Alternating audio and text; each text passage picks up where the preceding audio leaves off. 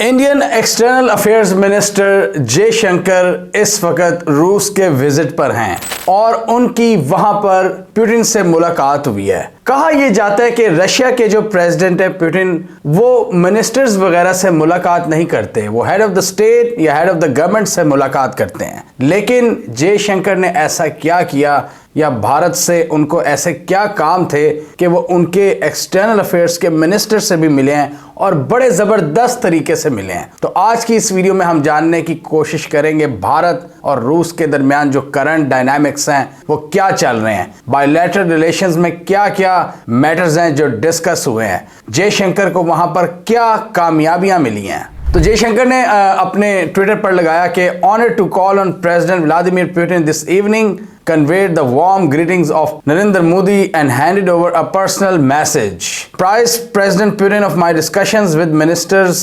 Mantorov and Lavrov. Appreciated his guidance on the further developments of our ties.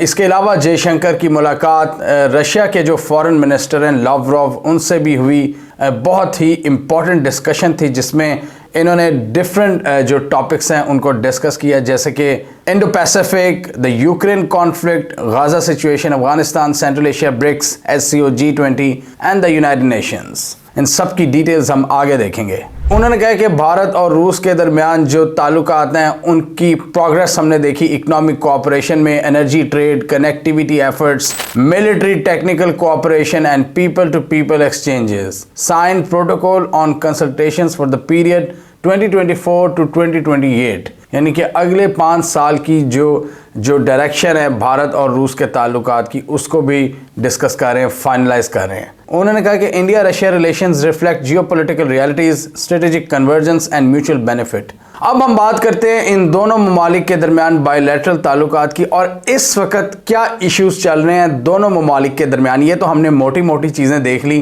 कि इन्होंने मुलाकात के वक्त क्या क्या बातें की या क्या क्या टर्म्स यूज़ की। अब हम आते हैं ज़रा डिटेल में। सबसे पहली तो बात करें इस वक्त भारत और रूस के दरमियान जो मेन चीज़ है वो इस वक्त है ट्रेड, और भारत उसमें एक बहुत बड़ी मिकदार में रूस से तेल खरीद रहा है और इस वजह से इनका जो ट्रेड वॉल्यूम है उसमें इजाफा होता जा रहा है और दोनों मुल्कों की जो बायलैटरल ट्रेड है वो तकरीबन $50 बिलियन के करीब पहुंच गई है। लेकिन हर अच्छी चीज़ के साथ कोई ना कोई इशू भी आ जाता है, तो यहाँ पर भी एक इशू आ रहा है, वो आ रहा है पेमेंट का इशू। रशिया यूक्रेन जंग के बाद जब अमेरिका ने सैंक्शंस आयद की रूस पर, तो ये बहुत से जो एशियाई ममालिक हैं जो अमेरिका के प्रेशर में नहीं आए, जैसा कि भारत, उन्होंने बहुत ज़्यादा तेल ख़रीदा और चूँकि सैंक्शंस थी रशिया पर तो वो डॉलर में ट्रेड नहीं कर सकते थे, तो इस वजह से इन्होंने लोकल करेंसीज़ को एक्सप्लोर करने की कोशिश की, जिसमें भारत की रुपी, रशिया की करेंसी और चाइना की जो युआन है वो ज़ेरे गौर आई।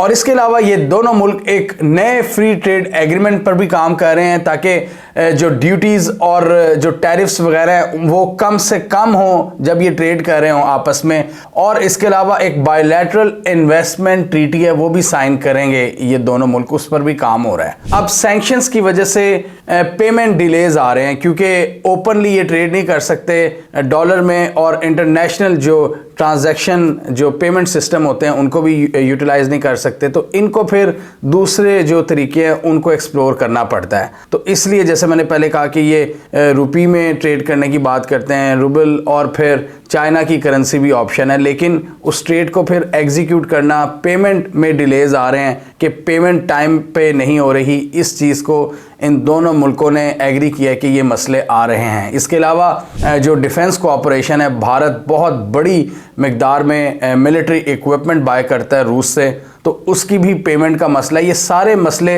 रशिया यूक्रेन जंग के बाद आ रहे हैं, रशिया पर सख्त सैंक्शंस के बाद। तो इस वजह से इन दोनों मुल्कों ने एक्सप्लोर करना है कि किस तरह हमने अपनी वो हर्डल्स को ख़त्म करना है। रशिया के जो फॉरेन मिनिस्टर हैं लावरोव, उन्होंने भी इस बात को रिकग्नाइज़ किया कि बहुत जो चैलेंजेस हैं वो आ रहे हैं और हम इनको ख़त्म करना चाहते हैं। और इस दफ़ा का जो विज़िट है इसमें इन्होंने अपने जो स्ट्रेटेजिक ताल्लुकात हैं उनको मज़ीद ऊपर ले जाने का फ़ैसला किया है और जॉइंट मिलिट्री इक्विपमेंट प्रोडक्शन के हवाले से भी कुछ डील साइन किए हैं कि जॉइंट मतलब मिलकर ये असलहा बनाएंगे जो, और मेनली जिसकी ज़रूरत भारत को होगी, क्योंकि पिछली अगर सदी में देखें और पिछले तकरीबन 100 सालों की बात करें तो रशिया एक बहुत बड़ा डिफेंस मेकर है, मिलिट्री इक्विपमेंट का बहुत बड़ा प्रोड्यूसर है। तो रशिया को आज भी उस चीज़ की एज है और उसकी वजह से बहुत से मुल्क इनसे असलहा लेते थे। भारत भी उनमें से एक मुल्क था, बल्कि सर फहरिस्त मुल्कों में से एक था जो टॉप इनसे सबसे ज़्यादा असलहा बाय करते थे। पिछले कुछ सालों में हमने देखा था कि भारत ने अपने ऑप्शंस को डाइवर्सिफाई करने की कोशिश की थी। फ्रांस, जर्मनी, यूएस वगैरह की तरफ गया था असलहे के लिए, लेकिन रूस से जो उनका पुराना कनेक्शन है वो इसको कायम रखना चाहते हैं। S-400 भी इसकी एक वाइटल एग्जाम्पल है जो इन्होंने पाक भारत बॉर्डर पर इन्होंने तैनात किया है इंडिया ने। S-400 एक जदीद एयर डिफेंस सिस्टम है जो बड़े बड़े ताकतवर मिसाइलों को रोकने की सलाहियत रखता है और वो भारत ने पाक भारत बॉर्डर पर नस्ब किया है ताकि चाइना और पाकिस्तान की तरफ से जो मिसाइलों का थ्रेट है उसको काउंटर किया जा सके। तो डिफेंस प्रोडक्शन में ये अब मज़ीद मिलकर काम करना चाहते हैं। स्ट्रेटेजिक ताल्लुकात के साथ इन दोनों मुल्कों ने अपनी जो ट्रेड और इकॉनमी है उसको भी बढ़ाने पर इत्तफाक किया। इस हवाले से जो जयशंकर हैं इन्होंने रशियन इंडस्ट्री विज़िट की, ट्रेड एग्जीबिशन इन्होंने विज़िट किया रूस का और इनको प्रॉपर विज़िट करवाया गया उनके डिप्टी मिनिस्टर्स की जानिब से और उनकी एक कॉम्प्रिहेंसिव और प्रोडक्टिव मीटिंग हुई है deputy prime minister Denis Montrov से। और इसमें जयशंकर ने कहा कि हमने trade, finance, connectivity, energy, civil aviation और न्यूक्लियर डोमेन्स पर बातचीत की है और दोनों मुल्कों ने इत्तफाक किया कि कोऑपरेशन के जो नए नए एरियाज़ हैं उनको भी एक्सप्लोर किया जाएगा और आपस में जो कोऑर्डिनेशन है उसको बढ़ाया जाएगा हर पॉसिबल फील्ड में। इसके अलावा रशियन फार ईस्ट का जो रीजन है उस हवाले से भी इन्होंने कोऑपरेशन को बढ़ाना है और फ्री ट्रेड एग्रीमेंट के हवाले से निगोसिएशन करनी है, इन्वेस्टमेंट अपॉर्चुनिटीज़ को एक्सप्लोर करना है और इनके मुताबिक ऐसे इवेंट्स ये करवाएंगे जिसमें मैरीटाइम और लैंड कॉरिडोर्स को एक्सप्लोर करने की अहमियत पर भी बातचीत होगी, यानी जिसका अल्टीमेट मकसद क्या होगा कि ट्रेड में इजाफा। इसके अलावा न्यूक्लियर पावर के हवाले से भी इन्होंने एग्रीमेंट साइन किए हैं, एरिया ऑफ मेडिसिन, फार्मास्यूटिकल और मेडिकल डिवाइसेस। और इसके अलावा रशिया की जो बिज़नेस कम्युनिटी है और इनके जो थिंकर्स हैं उनसे भी इनकी मुलाकात हुई जयशंकर की। जयशंकर ने कहा कि हमने मल्टीलैटरलिज्म, बिग पावर कंपटीशन और रीजनल कॉन्फ्लिक्ट्स को भी डिस्कस किया और इसके साथ ही उन्होंने मल्टीपोलर वर्ल्ड के हवाले से भी बातचीत की है। अब ये जो जयशंकर ने मेंशन किया है कि रीजनल कॉन्फ्लिक्ट्स को हमने जिक्र किया है और मल्टीपोलर वर्ल्ड को, ये बात बहुत अहम है। मतलब रीजनल कॉन्फ्लिक्ट में इन्होंने डिस्कस किया रशिया यूक्रेन जंग को और ऑब्वियसली फ़लस्तीन और इजराइल की जो जंग है। अभी रिसेंटली हमने पिछली कई वीडियोस में देखा है कि यूएस जो एक नेवल फोर्स बना रहा है हुसीज़ के अगेंस्ट, उसमें भारत भी शामिल नहीं हुआ। तो ये चीज़ भी भारत को एशियन ब्लॉक के ज़्यादा करीब करती है, जैसे रूस और चाइना वगैरह के, जो कि ऑलरेडी चाहते हैं कि यूएस की यहाँ पर हेजीमनी ना हो। अब यहाँ पर इंडिया का जो रोल है ना वो बड़ा इंटरेस्टिंग है कि एक तरफ वेस्टर्न ब्लॉक पूरी कोशिश कर रहा है कि ये एशियन ब्लॉक को हराया जाए जिसमें चाइना और रूस हैं। चाइना और रूस इस वक्त कोशिश कर रहे हैं कि मतलब अमेरिकन हेजीमनी से इस इलाके को आज़ाद करवाया जाए। इधर इंडिया का और अरबों का रोल बहुत ज़्यादा इंपॉर्टेंट है। इंडियंस और अरब्स इन दोनों ब्लॉक से बनाकर रखते हैं, रशिया और चाइना वाले से भी और अमेरिकन कैंप से भी। नो डाउट इंडिया के अपने कुछ इख्तलाफात हैं चाइना के साथ और इसी वजह से अमेरिका बहुत ज़्यादा वू करने की कोशिश भी करता रहता है इंडिया को,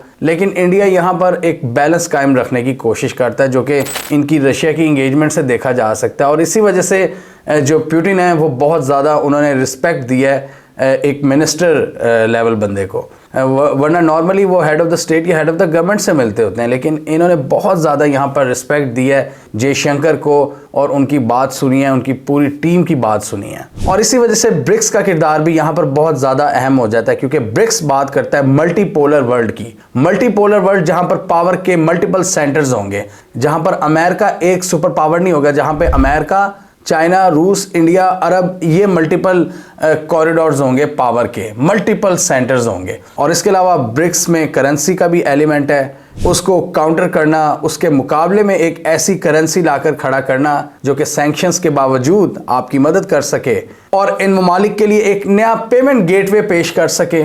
तो ब्रिक्स इस हवाले से भी काम कर रहे हैं।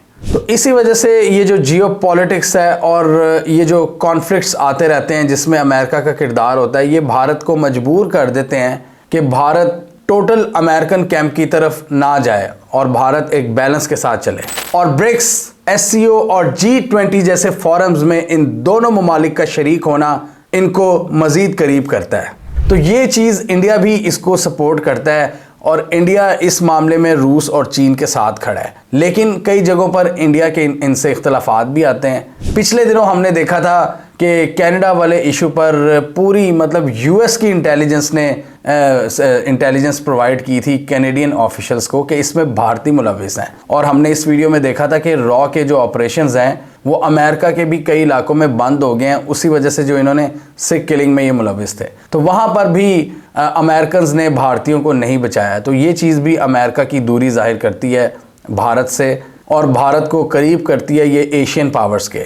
अमेरिका हमेशा चाहेगा कि लॉन्ग टर्म में चाइना को काउंटर करने के लिए वो भारत को सपोर्ट करे, भारत को हैवी वेट बनाए। यहाँ पर भारत ने देखना है कि उसने अमेरिका के एम्बिशंस को पूरा करना है या एशियन ब्लॉक को स्ट्रेंथन करने में अपना किरदार अदा करना है। रीजनल कनेक्टिविटी पर काम करना है। रीजनल कनेक्टिविटी में जो BRI का प्रोजेक्ट है उसमें तो भारत शामिल नहीं है और वहाँ पर भारत ज़्यादातर अमेरिका का साथ देता है। तो कई जगहों पर, कुछ मौक़ों पर भारत एशियन कैंप का साथ देता है, कुछ जगहों पर भारत अमेरिकन कैंप का साथ देता है। तो ये आने वाला टाइम बताएगा कि भारत किस साइड को चूज़ करेगा, क्योंकि आने वाले दिनों में आपको साइड तो चूज़ करनी पड़ेगी।